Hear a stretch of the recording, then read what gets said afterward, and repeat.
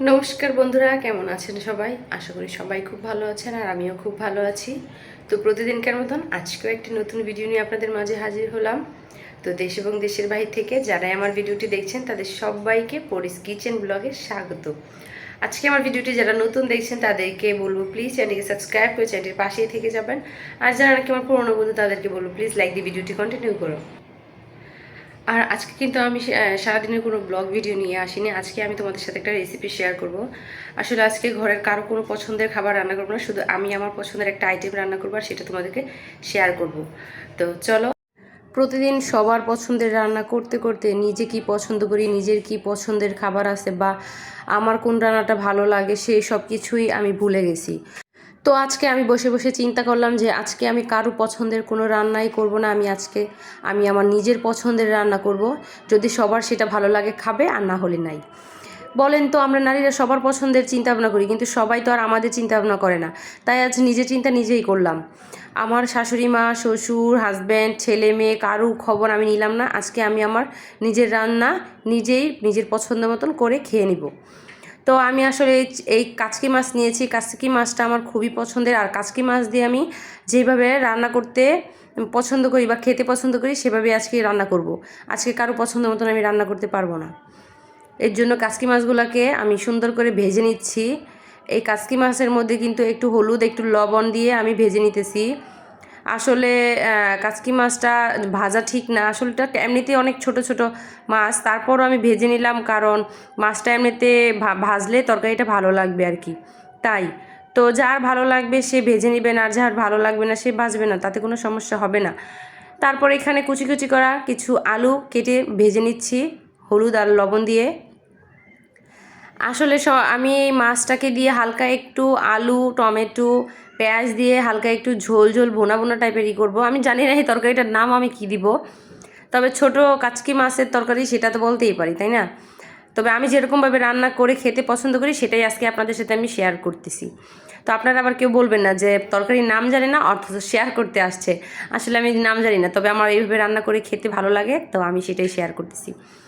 এই তো আলুগুলোকেও আমি সুন্দর করে ভেজে উঠিয়ে নিলাম। এখন আমি কড়াইয়ের মধ্যে দিয়ে দিলাম পেঁয়াজ কাটা। পেঁয়াজটা একটু বেশি করে দিলে এই তরকারিটা খুবই টেস্টি হয়, তো এর জন্য আমি পেঁয়াজটা একটু বেশি পরিমাণে দিয়েছি। আপনারা কিন্তু দেখেছেন এর আগে আমি আলু তারপর মাছ আমার কিন্তু অল্প পরিমাণে, কিন্তু পেঁয়াজটা আমি একটু বেশি করে দিয়েছি।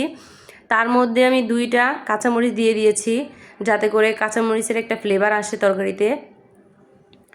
তো পেঁয়াজ আর কাঁচামরিচগুলোকে আমি খুব সুন্দর করে এখন একটু ভেজে নিব, যাতে করে পেঁয়াজটা নরম হয়ে আসে। এই পেঁয়াজটা নরম হওয়ার পর আমি এখানে মশলা দিয়ে দিব। আর এই মশলাটাতে আছে জিরা বাটা, ধনিয়ার গুঁড়া, হলুদ, শুকনো মরিচের গুঁড়া। এগুলো সব একসাথে মিক্স করে আমি ঢেলে দিলাম পেঁয়াজগুলোর মধ্যে। আসলে এখানে আমি কোনো পেঁয়াজ বা রসুন ইউজ করব না, মানে পেঁয়াজ না, আদা রসুন ইউজ করব না, পেঁয়াজ তো অবশ্যই ইউজ করব। যাই হোক, আমি কোনো রেসিপি প্রতিদিন আপনাদের সাথে সেভাবে শেয়ার করি না, মানে আমি টুকটাক রান্না করি সেগুলোই আপনাদের সাথে দেখাই। তবে একদম পারফেক্টভাবে রাঁধুনি আমি না, তার জন্য হয়তো একটু এদিক সেদিক হতে পারে, ভুলভ্রান্তি হতে পারে, সবাই একটু ম্যানেজ করে নেবেন। তারপর মশলাটা কষাতে কষাতে আমি একটা টমেটোর অর্ধেকটা আমি কেটে দিয়ে দিলাম। মশলাটা আরও ভালো করে কষতে কষতে টমেটোটাও গলে আসবে। তো এই যে দেখুন মশলাটাও কষে আসছে আর টমেটোটাও কিন্তু একদম সুন্দরভাবে গলে আসছে। টমেটোটা দেখুন শুধু উপরের ছিলকাটা ছাড়া আর সব কিছুই গলে গেছে।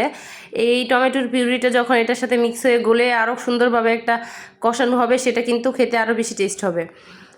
তো মশলাটা কষানো শেষ, এখন আমি একটুকে ভালো করে এটাকে ভাজা ভাজা করে তারপর এর মধ্যে আমি ভেজে রাখা আলু আর মাছটাকে দিয়ে দিব। এই যে ভেজে রাখা আলু আর মাছ এগুলো আমি এখন দিয়ে তারপর এটাকে হালকা হাতে একটু নেড়ে চেড়ে দিব ভাজা ভাজা করার জন্য হালকা করে। তো এই তো হালকা হাতে একটু ভেজে দিচ্ছি।